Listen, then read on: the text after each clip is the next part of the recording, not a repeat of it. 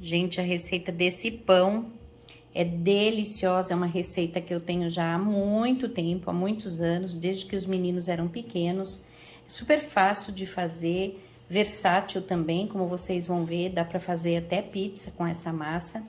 E eu modelei no Banneton. A gente já tem um vídeo mostrando como fazer o Banneton, vou deixar o link na descrição do vídeo e também no card. E agora, então, vamos à receita do pão. Espero que vocês gostem.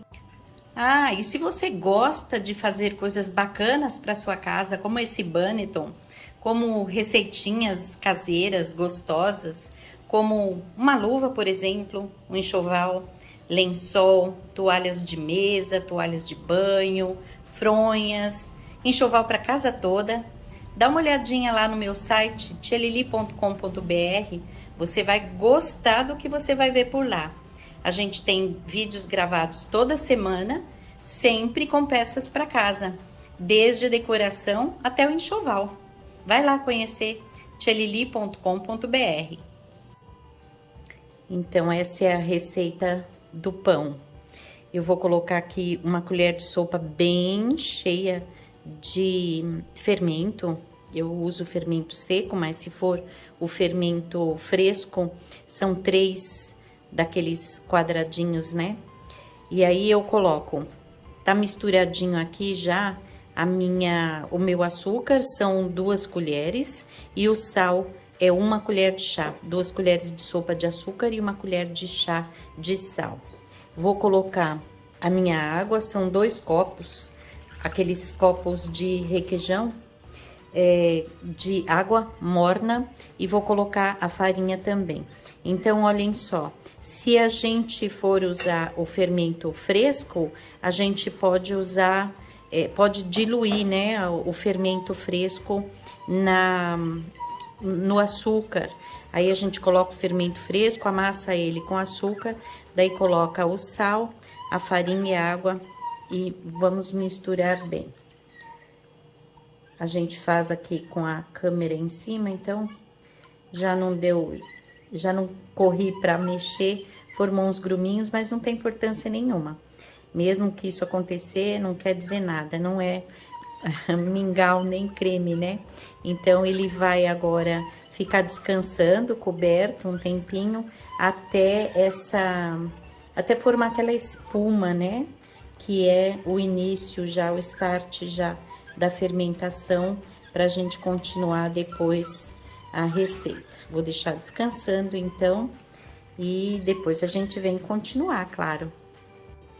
Prontinho, já tenho aqui a minha espuminha. Vou colocar 2 ovos inteiros, eles estão em temperatura ambiente, então é uma boa ideia quando você deixa o seu primeiro preparo descansando, você já tirar os ovos da geladeira. Tenho aqui meio copo, sempre aquele copo de requeijão de óleo comum. Vou colocar também um copo de iogurte, é o iogurte natural. E vou começar a trabalhar com a minha massa. Já tô aqui com o meu pão duro, que eu gosto de usar. Vou mexendo para misturar os ingredientes e já vou começar a colocar a minha farinha, que já está aqui do meu lado, olhem só, já peneirada. Esse pão vai por volta de 1 quilo de massa. Eu gosto de trabalhar dentro de uma bacia maior do que essa. Então, eu vou iniciar o preparo aqui, depois a gente pode sovar ou na bancada ou numa bacia maior. A bacia, é claro, não suja a bancada, né? Vou colocar a farinha pra cá e com a ajuda de uma xícara eu vou acrescentando aos poucos. Vou colocando 2 xícaras, mexendo, até a gente ter a consistência de começar a sovar com as mãos. Então, vamos mexendo, incorporando a farinha aos poucos. A farinha inicial eu já tirei do mesmo pacote, então sempre que possível eu uso um pacote inteiro, porque assim eu tenho o controle da quantidade de farinha que eu coloquei. Claro que se a gente tem uma balança na cozinha, a gente pode medir também, mas eu prefiro deixar, porque a gente sempre usa a farinha na cozinha, né, para algum preparo, para alguma coisa, usa uma quantidade menor, então eu gosto de deixar essa farinha já iniciada para outros preparos e trabalho com um pacote inteiro. Então eu vou continuar incorporando até dar o ponto de começar a sovar com as mãos. Já começou a ficar difícil de mexer com a espátula, já adicionei o restante da farinha e também já passei para um recipiente maior. E agora a gente vai então incorporando essa farinha. Eu gosto de fazer dessa forma, olha, trago de lá e aperto, trago da borda e aperto. E vamos seguir assim até ter toda essa farinha incorporada. E aí a gente vai trabalhar um pouquinho, sovar um pouquinho. Eu noto que a gente vê muito pão sem sovar e as pessoas acham que é um pão mais fácil, às vezes até é mesmo, mas gente, sovar pão é tão gostoso. Vou seguir aqui um pouquinho e a gente vai sovar juntos um pouquinho também. Agora já tô quase chegando no final da sova. Esse pão não é aquele pão molinho, não, é um pão bem firme. Ele fica um pouco mais elástico à medida que a gente vai sovando, vai ficando mais fácil de trabalhar.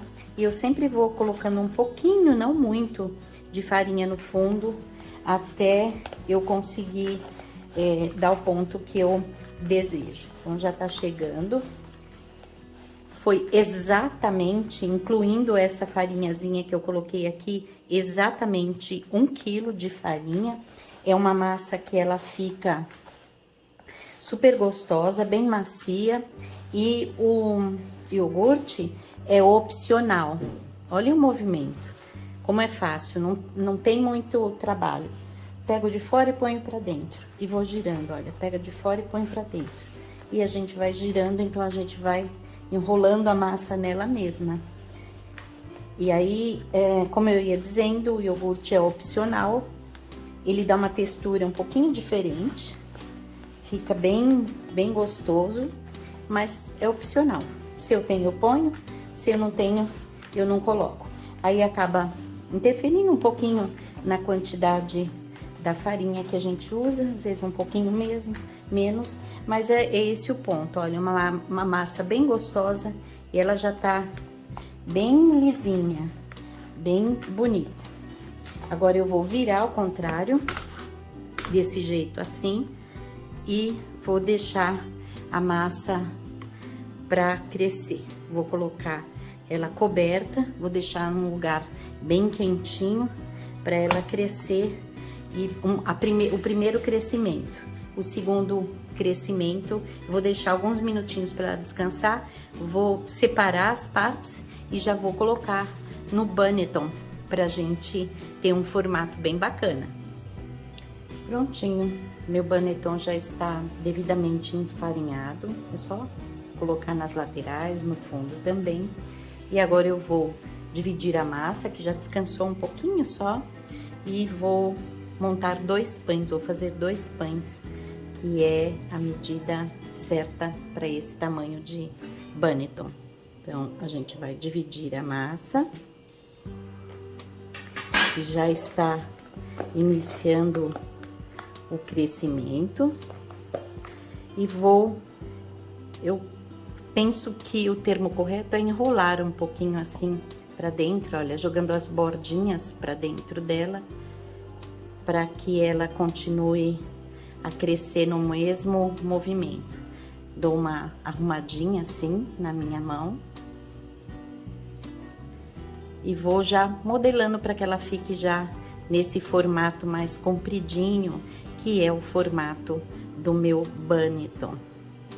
E aí prontinho, só colocar aqui dentro e agora esperar que a massa cresça ela vai crescer até dobrar de volume e vai pegar esses movimentos, essas ranhuras, né, que a gente tem aqui, esses relevos, eles vão ficar impressos no meu pão e vai dar uma aparência bem bonita para ele.